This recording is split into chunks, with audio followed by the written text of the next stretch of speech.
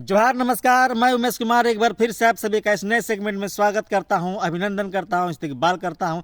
इस नए सेगमेंट में मैं आज आप सभी के साथ बातें करूंगा झारखंड की निकाय चुनाव के बारे में।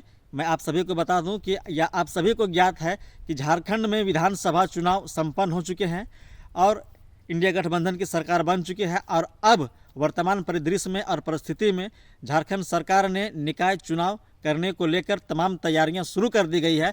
आप सभी को यह ज्ञात होगा या जिन्हें जानकारी नहीं है उनको मैं बता दूं कि पिछले 2020 में ही झारखंड में निकाय चुनाव का कार्यकाल पूरा हो चुका है, लेकिन अब तक फिर झारखंड में निकाय चुनाव नहीं हो पाए हैं। इनके कई कारण हैं और कई कारणों में से एक कारण यह भी है कि गिरिडीह के सांसद आदरणीय श्री चंद्र प्रकाश चौधरी ने झारखंड में निकाय चुनाव या जब पंचायत चुनाव जब हो रहे थे उस समय पीआईएल दायर किया था सुप्रीम कोर्ट में और यह मांग की थी कि झारखंड में जब भी निकाय चुनाव हो या पंचायत चुनाव हो तो ओबीसी को आरक्षण मिले। ओबीसी को आरक्षण को लेकर उन्होंने ट्रिपल टेस्टिंग की मांग की थी और अब राज्य पिछड़ा वर्ग आयोग ने यह आदेश जारी कर दिया है कि झारखंड में निकाय चुनाव को लेकर कि अब ओबीसी का ट्रिपल टेस्ट का सर्वे शुरू किया जाए। और आप सभी को बता दूं कि कोल्हान के क्षेत्र में, जुगसुलाय में, डोमचांच में इत्यादि जगहों में वहां पर सर्वे डोर टू डोर शुरू कर दिया गया है और इनके अलावे विभिन्न जिलों में बीएलओ को प्रशिक्षण दिया जा रहा है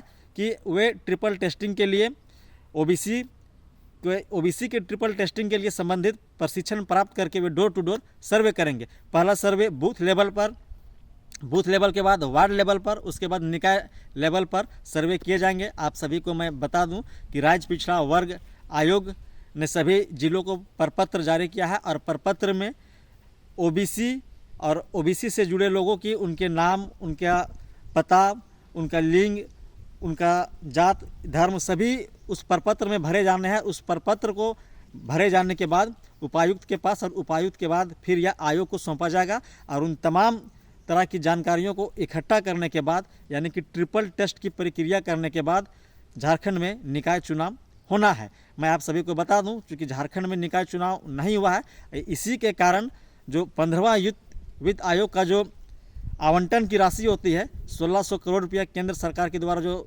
राज्य सरकार को दी जाती है वह अब तक रुका हुआ है। वह विकास कार्य जो पैसा लगना था वह अभी तक सरकार से नहीं मिल पाया है, विकास कार्य बाधित है। संभवतः अब जब ट्रिपल टेस्टिंग हो रहा है ओबीसी का, ट्रिपल टेस्टिंग के बाद शायद अब यह संभव हो पाएगा कि निकाय चुनाव संपन्न होंगे और उसके बाद फिर जो वित्त आयोग का जो धनराशि है वह झारखंड राज्य को मिलेगी और झारखंड राज्य के विकास को गति मिलेगी। और एक महत्वपूर्ण जानकारी मैं बता दूं कि जो बीते विधानसभा चुनाव में जो राज्य पिछड़ा वर्ग आयोग के जो अध्यक्ष थे माननीय श्री योगेंद्र प्रसाद जी, विधानसभा में चुनाव जीतने के बाद फिलहाल अभी मंत्री के पद पर कार्यरत हैं, तो अभी जो राज्य पिछड़ा वर्ग आयोग का अध्यक्ष का पद है वह भी रिक्त है। तो सरकार को उस पद पर भी नियुक्ति करनी है और उसके बाद ट्रिपल टेस्ट का तो काम चल ही रहा है, सर्वे चल ही रहा है, बीएलओ को प्रशिक्षण दिया जा रहा है विभिन्न जिलों में। इन तमाम प्रक्रियाओं को पूरी करने के बाद झारखंड में निकाय चुनाव संपन्न कराए जाएंगे और इसी को लेकर अब हलचल भी शुरू हो गई है।